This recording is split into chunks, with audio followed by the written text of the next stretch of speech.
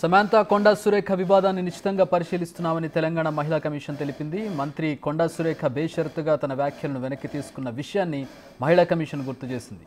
సమంతను కించపరచాలని అనుకోలేదని ఆమె తెలిపారని చెప్పుకొచ్చింది. సురేఖ క్షమాపణలు చెప్పకపోయి ఉంటే తాము స్పందించి ఉండేవాళ్లమని ప్రకటించింది. ఈ వివాదానికి మంత్రి ఫుల్ స్టాప్ పెట్టారని, తమ పాత్ర అవసరం లేదని తెలిపింది. కొండా సురేఖకు నాగార్జున కుటుంబం లీగల్ నోటీస్ ఇచ్చే అంశం వారి వ్యక్తిగత అంశం అని ప్రకటించింది.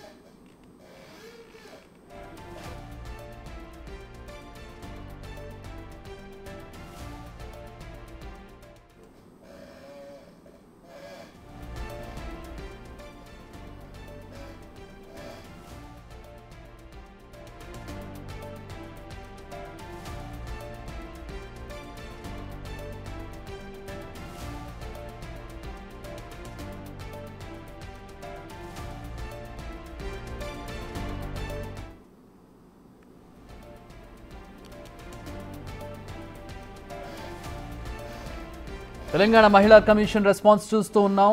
మంత్రే ఈ వివాదానికి ఫుల్ స్టాప్ పెట్టారు కాబట్టి మహిళా కమిషన్ జోక్యం చేసుకోవాల్సిన అవసరం లేదని